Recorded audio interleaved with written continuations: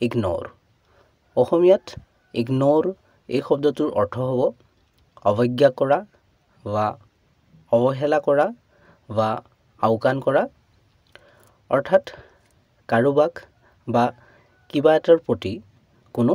গুৰুত্ব নিদিয়া যদিহে মই ক'ব বিচাৰোঁ যে চৰকাৰে জনমতৰ শক্তিক আওকাণ কৰিব নোৱাৰে তো তেতিয়া মই ক'ম যে গভৰ্ণমেণ্ট কেন নট ইগনোৰ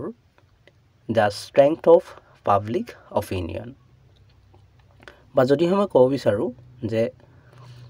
সৰু সৰু ভুলবোৰক আওকাণ কৰি আগবাঢ়ি যোৱাই ভাল তো তেতিয়া মই ক'ম যে it's better to ignore small মিষ্টেকছ